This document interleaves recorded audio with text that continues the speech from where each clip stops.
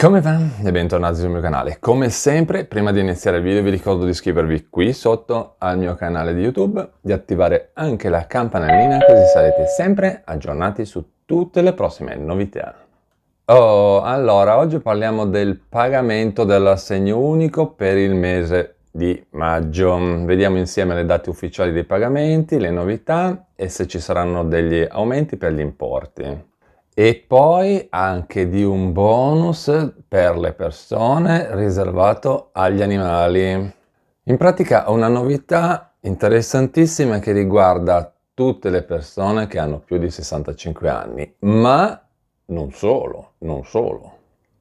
Quindi torniamo al nostro discorso iniziale, date di pagamento, assegno unico. Per i nuclei familiari senza variazioni, i pagamenti dell'assegno unico nel mese di maggio sono previsti a partire dal 20, quindi segnatevi in calendario la data del 20, che poi sarebbe un martedì.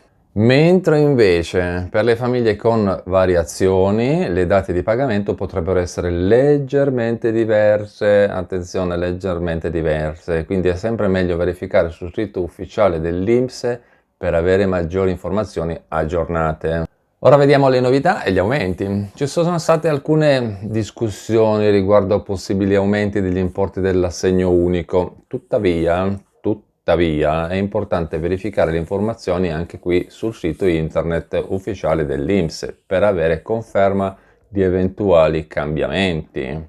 Poi potrebbero esserci novità che riguardano anche l'ISEE, l'indicatore della situazione economica equivalente, proprio in merito ai titoli di Stato che potrebbero, attenzione, influenzare l'importo dell'assegno unico.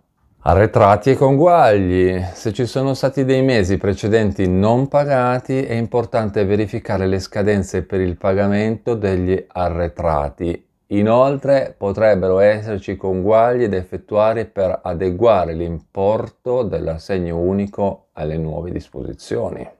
A sto punto, come verificare le informazioni? Allora, è semplice. Per avere informazioni aggiornate sui pagamenti dell'assegno unico di maggio è possibile seguire alcuni passaggi, tra cui visitare il sito internet ufficiale dell'INPS, contattare l'INPS direttamente ai numeri di telefono che già conosciamo e che non sto a ripetervi qua perché sennò qua non ne usciamo fuori più, oppure verificare le comunicazioni ufficiali che vi sono state inviate da parte dell'INPS.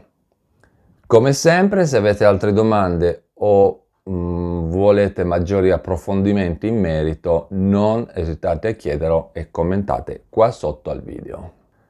Poi, tra un argomento e l'altro, volevo dirvi che ho aggiornato il sito internet di tutti i miei collegamenti. Quindi voi basta che vi collegate a questo sito internet qua che vedete in sovraimpressione e poi da lì si apre una pagina e da lì potete mettervi in contatto con me, vedere la pagina Instagram, diventare super iscritto al canale, perché potete diventare anche super iscritti al canale, più tante altre informazioni. Quindi visitate il sito internet che vi lascio qui in sovraimpressione, oppure potete cliccare qua sotto in descrizione video, quindi aprite la descrizione e trovate il collegamento, così sarete sempre aggiornati. Poi andiamo avanti e parliamo del bonus animali domestici, una novità fiscale che interessa particolarmente gli over 65, chi ha più di 65 anni. Quindi che cos'è questo bonus animali domestici? Il bonus animali domestici è un'agevolazione che in pratica consente di avere una parte delle spese sostenute per il mantenimento e la cura degli animali domestici. Questa misura è stata introdotta per sostenere praticamente economicamente i proprietari di animali domestici, in particolare chi ha più di 65 anni, che spesso vivono soli con i loro animali e soprattutto, visto che comunque il costo della vita sta aumentando, la maggior parte delle pensioni non si sono adeguate al sistema economico, quindi c'è tantissima gente che prende ancora pensioni bassissime. Ecco, questo potrebbe essere un sistema per aiutare e agevolare. Quindi la domanda è: chi può richiederlo? Questo bonus è destinato ai proprietari di cani e gatti che hanno sostenuto spese per la cura e il mantenimento dei loro animali domestici. Gli over 65 possono richiedere il bonus se hanno un reddito inferiore a una certa soglia, che dopo vediamo, e se l'animale domestico è registrato presso l'anagrafe canina o felina. Come richiederlo? Per accedere al bonus, ciascun interessato deve presentare domanda alla regione di residenza, poi ogni regione stabilisce la misura del contributo da assegnare a fronte delle spese nei limiti che hanno, perché non è che hanno fondi infiniti, le regioni, attenzione, non è che stanno lì a navigare nell'oro.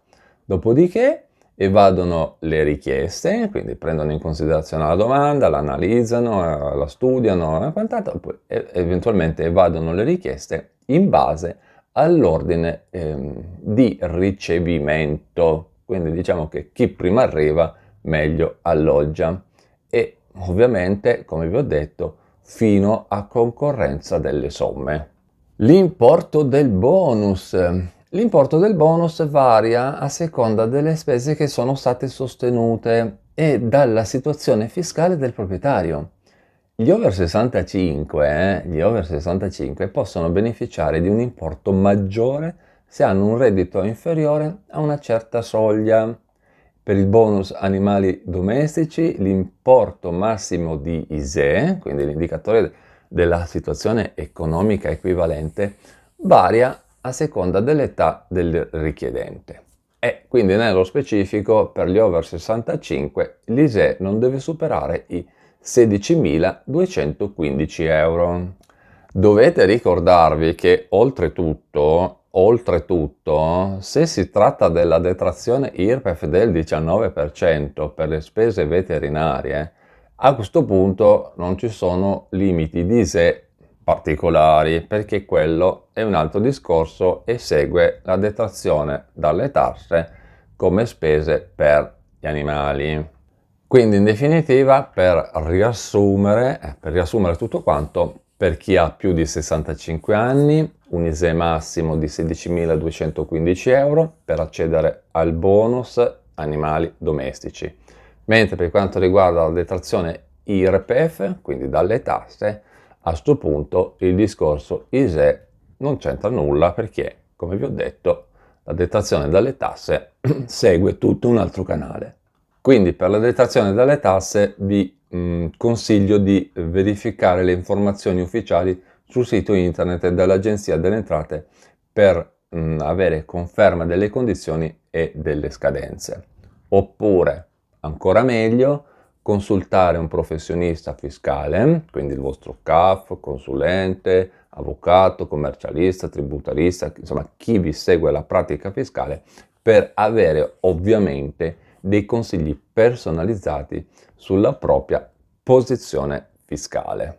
E poi mi raccomando, sia per quanto riguarda il bonus che per quanto riguarda invece la detrazione IRPEF dalle tasse, dovete assicurarvi di conservare tutta la documentazione necessaria per ovviamente supportare la richiesta, perché senza la documentazione rimane un po' difficile riuscire ad accedere a queste agevolazioni. Quindi io spero che tutte queste informazioni vi siano state utili. Come sempre, se avete altre domande o volete approfondire l'argomento, come sempre non esitate a chiedere, a commentare qui sotto al video. Io i commenti li leggo praticamente tutti e quando c'è qualche domanda interessante che può essere utile alla comunità, posso eventualmente rispondere. Con questo è tutto, io vi ringrazio per avermi guardato, vi ricordo di iscrivervi qui sotto al mio canale di YouTube, di attivare anche la campanellina così sarete sempre aggiornati su tutte le prossime novità. E noi ci vediamo in un prossimo aggiornamento sempre qui sul mio canale di YouTube. A presto, ciao!